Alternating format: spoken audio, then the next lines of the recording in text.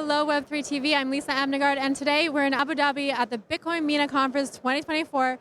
And right now, I'm joined by Rami Alsridi, CEO and founder of Mining Grid. Thank you so much for joining me.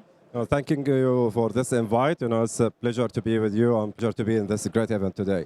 It's a great event. There's such a great turnout. I just wanted to ask, how's the day going so far? It's going great. Started really with excitement. Seeing a lot of pro-Bitcoiners in the same place. In Abu Dhabi in UAE. That's really exciting, and we are looking really for a great remaining 2 days here. And I wanted to know a little bit more about Mining Grid. I mean, Bitcoin now, everybody wants to get into mining.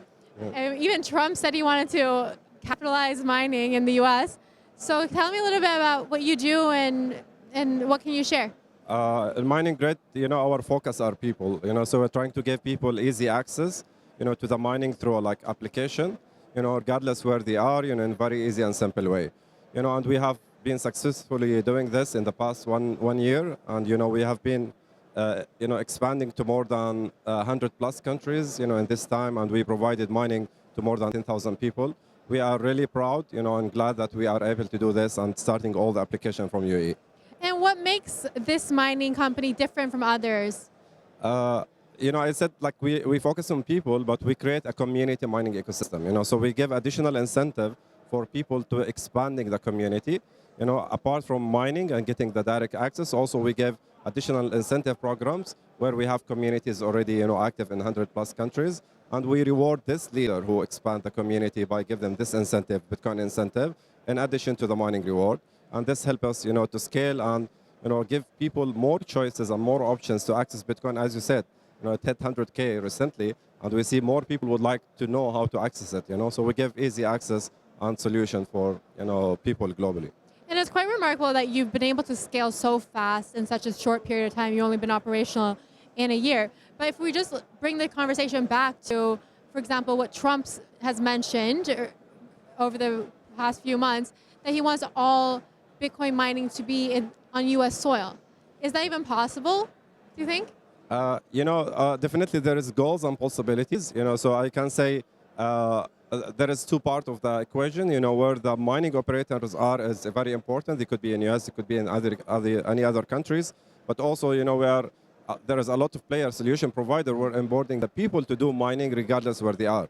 It doesn't mean that it's exclusive only for people in US, but the operators are in US, and we see US really leading that wave, and also a lot of countries, increasing the adoption. So that could be a possibility that the concentration of mining could be in one country more than other, so it could be a possibility. So you would say that it's better that there is sort of a monopoly of mining, or should it be, should mining be in all countries if they wanted to do so? The concept of Bitcoin network is decentralization. It means no concentration of power in central place, and more people, and nodes globally operates, So if we go to the extreme vision of having all central power in one country or one regime, that's a risk for the Bitcoin network, So we see the market balancing itself, from concentrating the power into a certain country to also distributing the node globally.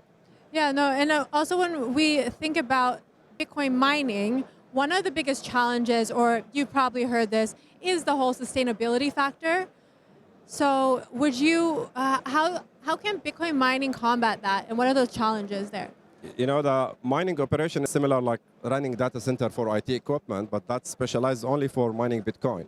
So I can say that mining convert energy into Bitcoins, into real digital money. So definitely, there is restriction around that, but we see always people are innovators, and we see always solution coming to solve this problem. Challenges appeared, and they will keep this, appearing, in the future regarding the mining and operations. But we trust the ecosystem of Bitcoin mining as community ecosystem complete, from different layer of operators.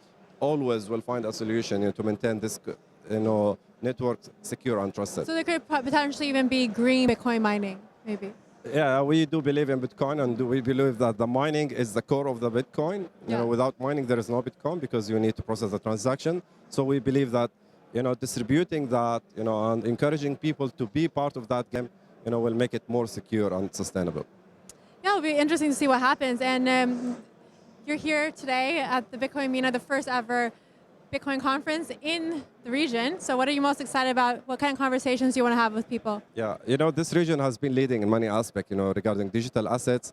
Even the regulators are mature here, and we see a lot of, big companies in Bitcoin or big companies in the crypto and blockchain, starting in Dubai. So I'm really proud that, the MENA hub now decided to be in Dubai and Abu Dhabi and in UAE, and that's great, to support, the project in this region, also to scale globally and meet all global providers in this industry. Of course. And Eric Trump was going to be one of the speakers, and there's a huge lineup of very prominent speakers in the industry. So it's very, very exciting. Yes. And I just want to thank you so much for joining Web3 TV, and it was a pleasure speaking with you. Thank you. I enjoyed that discussion as well, and enjoy the rest of the event.